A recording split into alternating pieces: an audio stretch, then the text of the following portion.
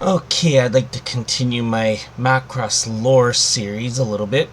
Because, in English, nobody's talking about this. So, I wanted to go into Macross Delta lore a little bit today. And specifically Lady M. Now, for anybody who's watched a fan sub or whatever of it, has only heard the name Lady M because the actual identity of Lady M wasn't actually shown until the movie from last year, Zettai Raibu.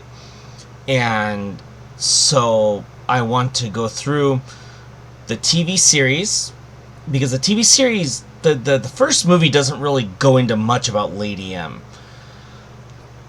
They bring her up a couple times, but the TV series really goes into the kinds of things she does in her role, because Lady M, right? Her role within the series. So, just to put a little picture on the screen, I put a picture of the long movie poster of Zettai Raiba from last year, just for something to look at. Now, and the reason why I'm doing this is because her role is not just her role, but her existence is explained in the movie from last year, from the second Delta movie. So I thought that this was the most appropriate picture to use. Now, I'm going to go through some of the main roles that she goes through, and maybe an example here too, because I'm rewatching the TV series right now. Just because I've only watched it through once, and just watching a couple episodes here and there, just because I like those episodes. But I want to explain Lady M specifically, because nobody is talking about Lady M in English, because nobody has really watched Macross Delta, right? Because it, as a series, and the first movie are ugh. I think the TV series is a little bit better, but the second movie is the canon, and one of the characters from Widemir dies in the TV series, but he's alive in the second movie, so the first movie takes precedent. But there's like little details in the middle, especially about Lady M, that you have to watch the TV series to really understand her entire role. Okay, so the first thing is her leadership. The Lady M is constantly sending orders out to Chaos and to tell them, okay, this is your next mission, this is your next mission. So she's constantly in contact with Ernest and Aladdin, things on the Macross Elysian and through Chaos directly and everything. So she's directly ordering missions to be accomplished or missions to not be accomplished. Okay, the negotiation. She negotiates for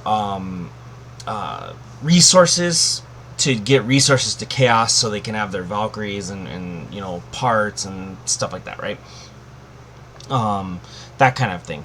Also, she negotiates with and this kind of goes into that foreign relations thing, and I just use the word foreign relations because the Japanese word is gaiko, but they kind of go together, where she negotiates a situation to keep the nuns from using a weapon of mass destruction to destroy one of the to destroy the Protoculture artifact building on Laguna. So she negotiates directly with the government to, tell them to hold off until they complete the mission that she ordered Chaos to go on and Delta Squad to go on, right? Then also, she was the one responsible for the decision to form Watakure as a group. And the first two members were Kaname and Dana. And then Machina and two other girls, Claire and one other girl, join later. The one other girl that I can't remember the name of leaves, and this is explained more in the movie. I've got up to episode 15 in the TV series rewatching it, and they haven't brought up any of that stuff from early on. So I think this is more stuff that's in the first movie where they explain the background of the order of who joined Protoculture. But the decision to form that was also done by Lady M. Then I'm going to skip over this one real quick, this order here. I want to start here. Lady M has a very deep knowledge of protoculture, and this is very pertinent to the thing up here, okay? Because of her knowledge of protoculture, she knew what had happened on Windermere. Of course, you know, this is all spoilers, so because this is a lore video.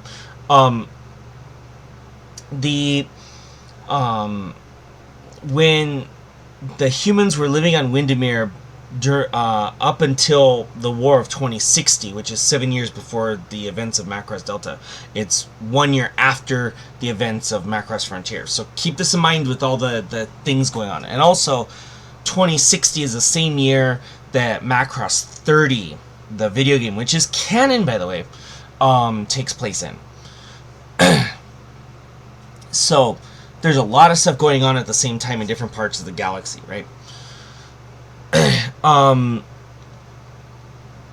And what had happened was, and this is explained in the TV series more than it is in the movie. The movie doesn't really cover very much of this stuff.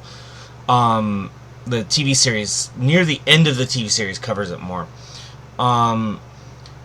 What had happened was that the humans that were doing research on Windermere found pieces of DNA that were from the Protoculture race, like the race that had disappeared, and so they found that. Now, Lady M knew that the Earth government would try to use it as a weapon, so she had it stolen. And what she did was she stole that DNA and then cloned Mikumo. Now, cloning was banned many years before this. The Zentradi were banned from cloning, and they had to, you know, make children naturally, you know, basically, once they decided to live with humans. It took time for them to change that. I think it was after the second attack of Macross City, which was in 2030. I believe that's when they banned cloning and banned Zentradi from full-size Zentradi from living on Earth. You had to micronize to be able to live on Earth at that point. So she wanted to prevent the government, the Earth government, from using that DNA to clone a bunch of Mikumos and turn it into a giant weapon. And this also goes to this question I pose here, is she wants to control the use of over-technology. Now, over-technology is like the stuff that was allowed them to make Valkyries and to rebuild the Macross and, you know, build all the Macross Quarter and, you know, Macross Elysian and all the other, and the Battle 7 and all that stuff. Over-technology is the reason for all that. And that was because of the Protoculture technology. And by cloning Mikumo and taking the DNA away from the Earth government, stealing it away, and then making Mikumo, she was able to prevent the overusage of over-technology. Now, is this really what she wants to do? This is still a question. This is, even Kawamori himself said that he didn't answer every question with Delta, even though he ended the entire Delta series, like the arc and everything, and all the characters are done with as of the second movie. And he wanted to leave questions there, because he wanted it to be realistic. Is, do you actually know all the answers to every question right after something happens, or do you slowly learn more as you go along later?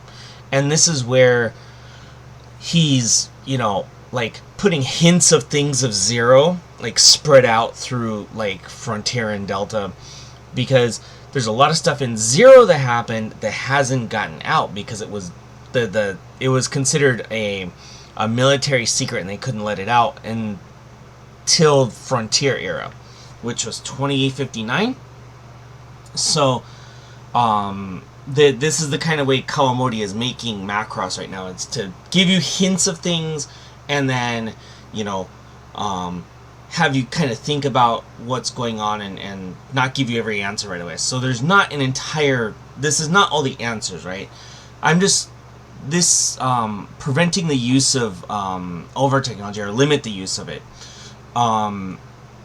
is... There has to be a reason for that. And I'm not going to go into a lot of, you know, theory crafting in this video. I want to explain Lady M as a you know, as an entity within Macross. Now, this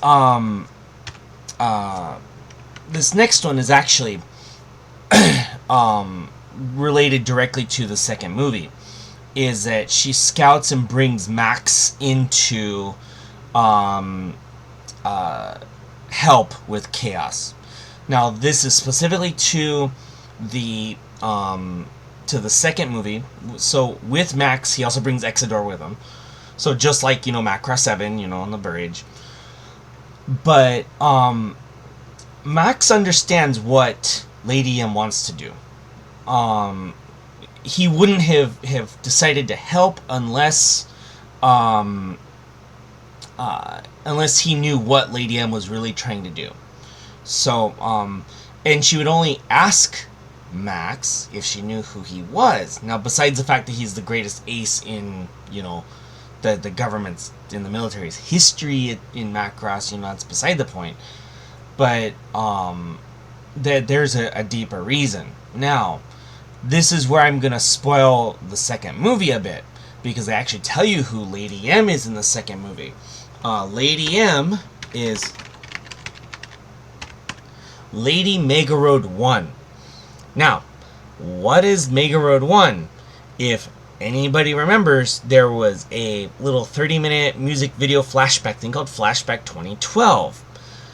It's kind of a Minmay kind of throwback with a lot of her memories and things that were like throughout. And it's like a big long music video with like all of Minmay's greatest hits kind of thing. But it also shows new scenes. And one of those new scenes is Mega Road 1 leaving Earth in 2012. Why is this important? It is with Hayase Misa, Ichijo Hikaru, and there are two theories that Minmay is on Mega Road 1 and she's not on Mega Road 1. I think she's on it based on from what I saw in the Delta movie, in the second Delta movie. But anyway, the main three from Do You Remember Love and the original Macross are basically on Mega Road 1. This is extremely important. Because who would have the leadership or be able to negotiate with people or have the knowledge of Protoculture and also know who Max is? Think about that for a second. Who in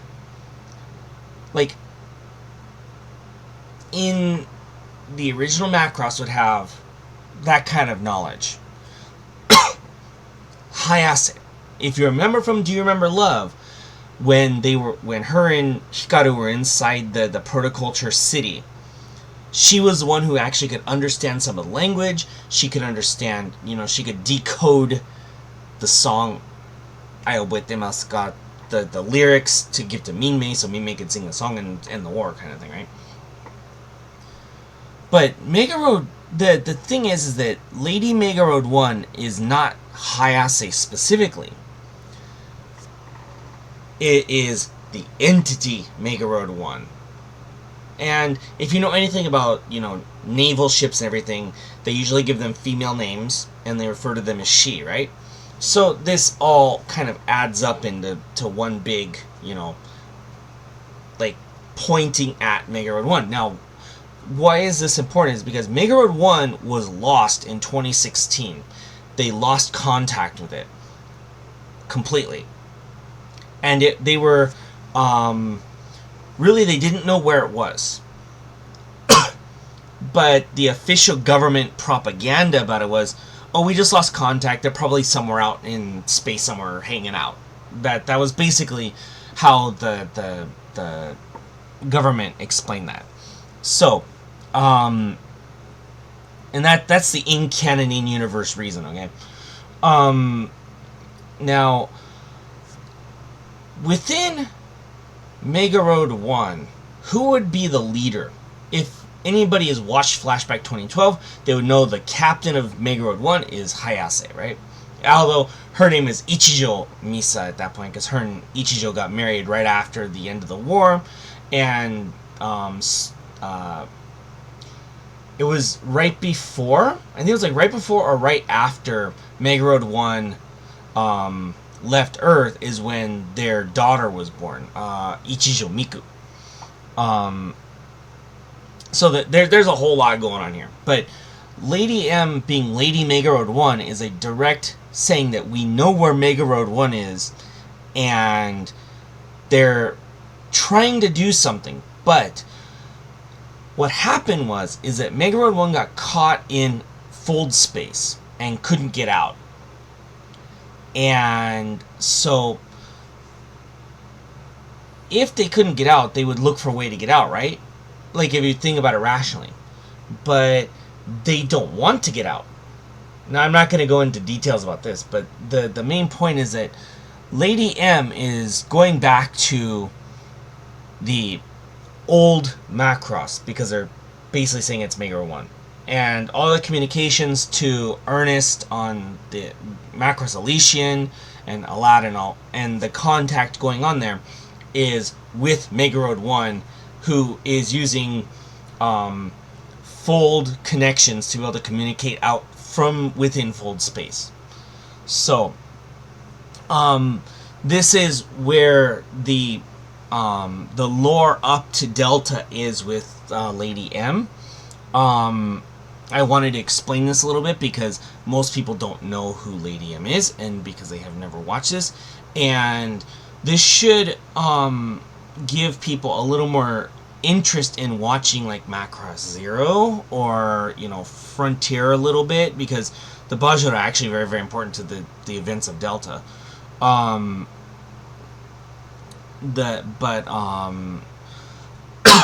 The Lady M, all the details are not clear, which we can't say that Lady M is a person, because they actually say directly it's Lady Mega Road 1 in the second Delta movie. So they're talking about the ship, and that's where they're getting the communications from. When you think about the different things here, like the leadership skills, that like giving orders to Delta Squad to go do missions and stuff, which is shown in the TV series quite a bit, that would have to be somebody who has an idea of military strategy or military leadership, and the best one in Mega Road 1 would be Hayase, right? Well, Ichijo Misa. She's not Hayase anymore. So, I just want to talk about this a little bit so people can kind of get an idea of what kind of interesting things are Macross Delta. For as much bad there is about Macross Delta, there is a lot good in it that goes into the deep lore of Macross that's actually really interesting, that requires you to watch the TV series to understand it, because the movie doesn't elaborate on any of it. Outside of, you know, Mikumo's position in being Hoshino Taite or whatever, right? And being a clone of the actual Protoculture people. So, that will be all for this lore video. I'm gonna just be randomly doing different lore videos, because I want people to understand the deeper lore of Macross that is only available in Japanese. Because I don't want people to think about that stupid Robotech garbage, because that's not Macross at all. They just use the original TV series to connect it to a couple other stories, and that's it. That has nothing to do with Macross, okay? This is specifically Macross lore, and that has nothing to do with this. So, anyway, that will be all for this lore video, and I will be continuing to make these off and on. So, see you in the next video.